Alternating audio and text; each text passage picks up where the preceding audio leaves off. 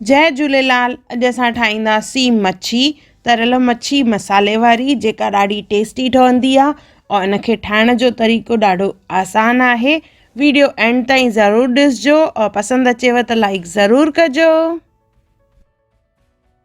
जय झूलेलाल दोस्तों, मां मुस्कान आहूजा और तव्हांजो स्वागत आहे मुंहिंजे चैनल हुनर मुस्कान का सिंधी ते।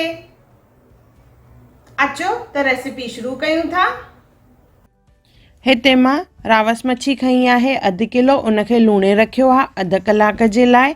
जॾहिं मां मच्छीअ खे लूणे रखिबो आहे त नॉर्मल खां हिन में लूणु वधीक विझी करे इनखे छॾे ॾिबो आहे।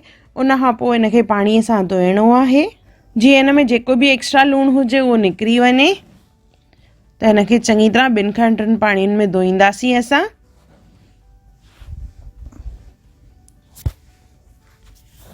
ॾिसो, मां मच्छीअ खे चङी तरह धोई रखियो आहे। मच्छीअ खे धोइण खां पोइ हाणे हिनखे असां तरींदासीं। त हिकु तई खणंदासीं, उन में विझंदासीं थोरो सो तेल, 4 खां 5 चमचा। तेल गरम थी वेंदो त उन में विझंदासीं हैड,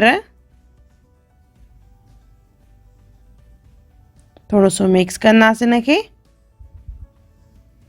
और इन में विझंदासीं असां मच्छी जेका असां लूणे रखी हुईसीं।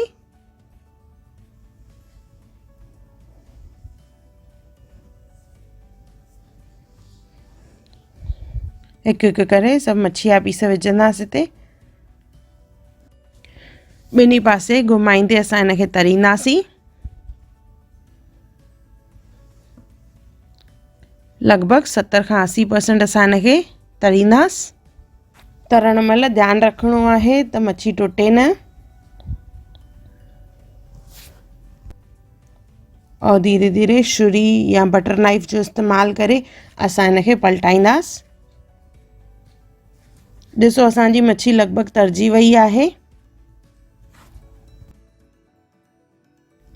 मच्छी तरिजी वञण खां पोइ असां हिनखे प्लेट में कढी रखंदासीं।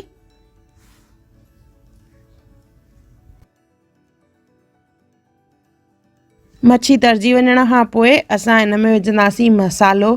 त हाणे ठाहींदासीं असां हिन मच्छीअ जो मसालो। उन लाइ खणंदासीं हिकु कटोरो, उन में विझंदासीं 2 चमचा कश्मीरी ॻाढ़ा मिर्च, 2 चमचा धाणा,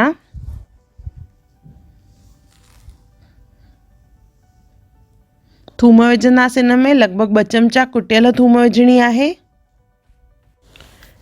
अधु कटोरी हिन में विझंदासीं धाणा यानी साओ मसालो।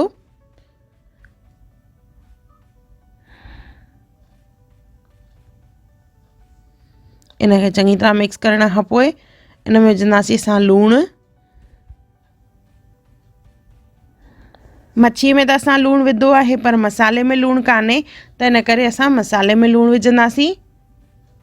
इनखे चङी तरह मिक्स करे इन में विझणो आहे 3 खां 4 चमचा तेल।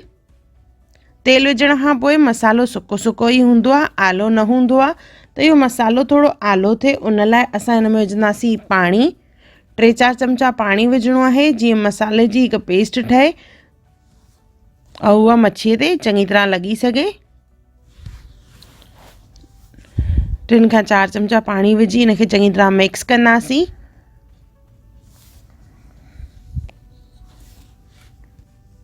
इहो लॻभॻि असांजो मसालो हाणे तयारु थी वियो आहे।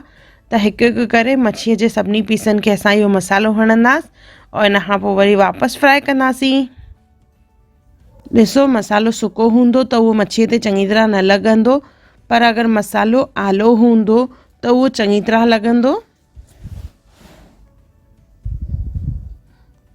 त हिनखे चङी तरह असां पहिरियों फैलाए वठंदासीं। इन खां पोइ साॻी तईअ जो इस्तेमालु कंदासीं और उन में असां मच्छीअ खे विझंदासीं और उनखे असांखे वापसि तरणो आहे मसाले सूधो।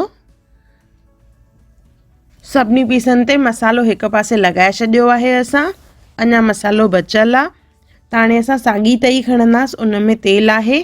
अगरि तेल घटि हुजे त उन में 1-2 चमचो तेल विझणो आहे और असां इहे मसाले वारा पीस जेके आहिनि असां मच्छीअ जा विझंदासीं हिन तेल में। उन खां पोइ जेको बचियलु मसालो आहे उहो बि मथां हणंदासीं और मच्छीअ खे वापसि असां तरींदासीं। जीअं मच्छी जेका आहे सॼी सिजी बि वञे ऐं मसालो बि असांजो सिजी वञे। त कुझु मिंट हिकु पासे असां सेकींदासीं, उन खां पोइ वरी वापसि पलटाए करे ॿिए पासे